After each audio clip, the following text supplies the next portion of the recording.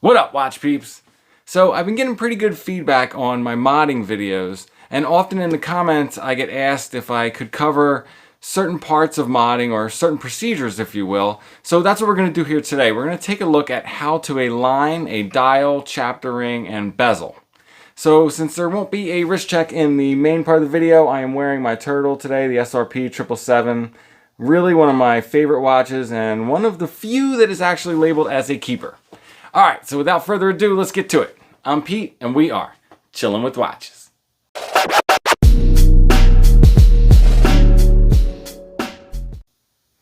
Okay, so to properly align the dial, chapter ring, and bezel insert, the first thing you want to do is install the dial and movement into the case without the crystal or chapter ring. Reason being is because you can't adjust the dial. The dial has feet that fit into the movement. The movement has a hole where the crown stem goes that has to align with the crown tube. So that all is fixed hard in place in the watch. You can't adjust that. So I already have a movement with a dial and handset here installed, ready to go. So we are going to case that into our case without the crystal, like I said. So once that is in, now the handset does sit far below the edge of the case, so we can safely flip that back over without too much worry. Next, what we want to do is install the crown. That's going to help hold it in place and ensure that it is properly, that the movement is properly aligned with the crown tube.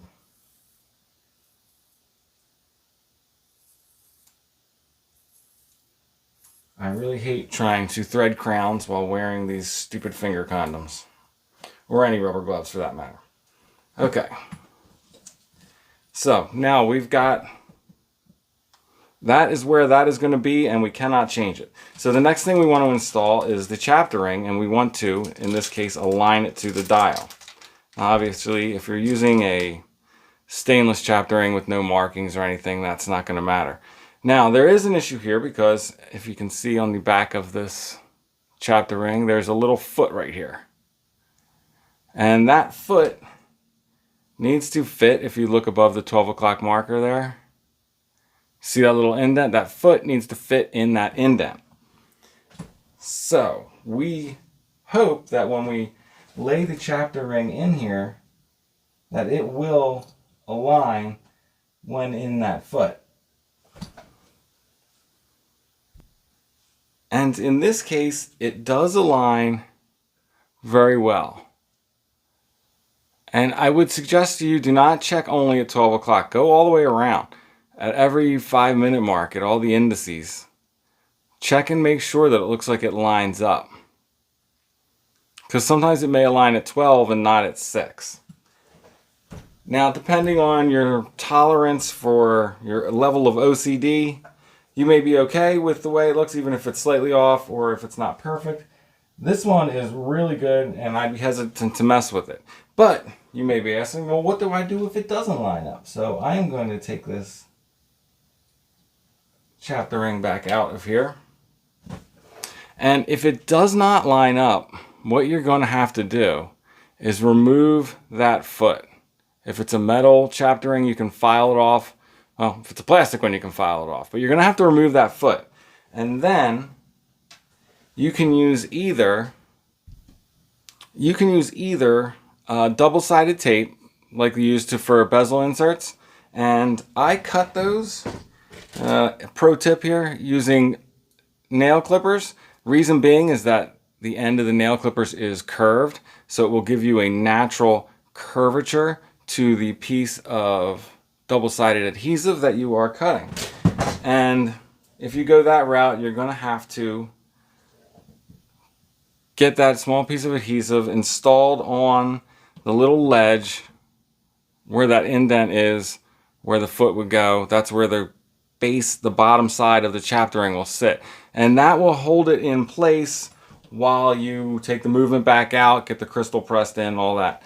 Alternatively, if you're not using the double-sided adhesive, you can just take GS Hypo Cement, get yourself a very small dot of it, maybe 1 or 2 at like I don't know, 1 o'clock, 7 o'clock, opposite ends, and set the dial on top of there, give it a little twist. You want to make sure, you gotta be really careful if you're using that it does not get pressed out and squeezed out over onto the dial. That's why I usually use the double-sided adhesive. It's just neater, it's cleaner, you don't have to worry.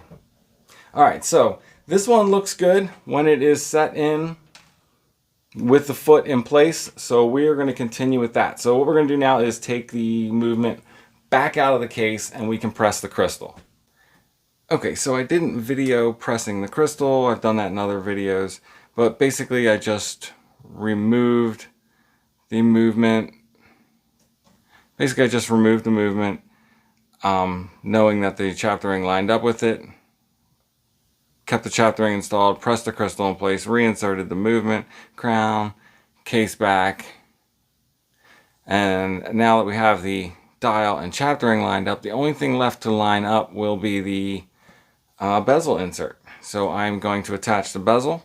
Okay, so you want to go ahead and install the bezel without the insert in so that you can get that on. Sometimes you want to turn it real slowly. This is nice action. Sometimes you want to turn it slowly, finding a spot that doesn't have, because there's always a little play in these Seiko bezels. So sometimes you want to turn it like click by click, maybe find a spot that it pops into real cleanly that does not have much back play. And we're going to line up the insert from that point. Okay, so once you've found a nice click, a spot where the bezel comes to a nice smooth rest, not a whole lot of back play to get it to rest, you want to make sure you do have it backed out so that you've taken the play out of it. Or if you want it to be just past the click so it lines up without the back spin in it, that's up to you. I usually take the back play out before installing my inserts. That's personal preference. But once that's done, so now we got the dial lined up with the chapter ring, and all now what we have to do is line up the insert with the chapter ring and dial, and all three will be in unison.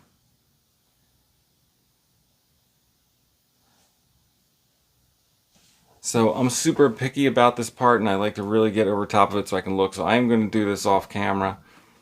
Well, I'll try and do it on camera. You guys might not see it, but it's a tough process, and sometimes I fiddle with it a whole lot. I'm pretty much just trying to set the top edge in to the lip on the inside bezel. That gives me kind of a way to lever it around, and it's not fully seated, so I can back it out if I want to make any adjustments. And I've stated this before, I don't always line it up just with the 12 o'clock pip. Sometimes it is nice to line it up with the 1 and 11 o'clock as well, because there, in those positions, you're lining up two straight lines, and sometimes it is easier to see that alignment than it is the triangle to the pip, to the dash, to the minute track chapter ring alignment. And if both the 11 and the 1 look good, then chances are it's going to look good everywhere else, and you can spin it around to see that. But I mean, these aren't the highest precision.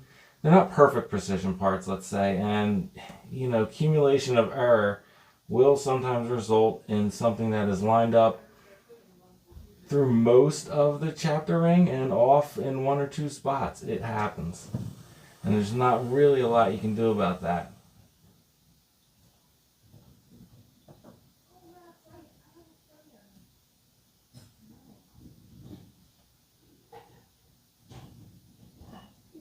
I'm just going back and forth from 11 to 1 to 12 and seeing if I like the way all three look.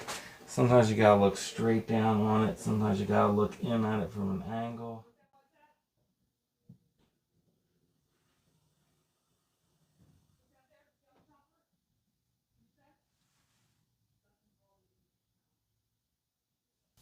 I think that's a good spot right there.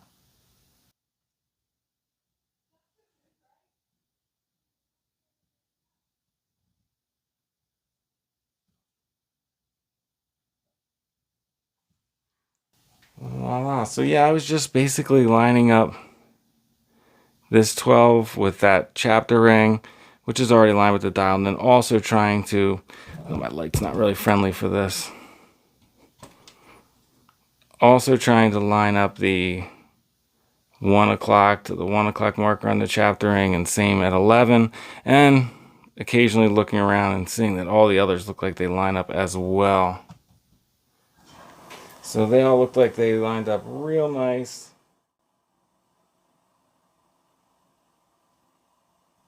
And at the end result, you should have a 12 o'clock that is lined up straight through the insert to the chapter ring to the dial. That's that. That is how you handle alignment, or at least that's how I handle it. All right, let's flip this camera back around. So that's how I go about aligning the dial, chapter ring, bezel. I'm not saying that's the right way. I'm not even saying that's the only way. That's just how I do it, and I've been doing it that way for a while, and I've had pretty good success. So hopefully that is helpful to some of the viewers out there. I think I'm going to do another video like this on how to cut a crown and stem. So that's something else that's come up quite a few times. Let me know what you guys think. Do you like these videos? Should I keep them coming? Share your thoughts in the comments. All right, before I let you go, sneaker check. I'm wearing my Jordan 1s, my favorites, my go-tos. All right, that's it. I'm out. If it's not too much trouble, like, subscribe, and come back next time. Peace.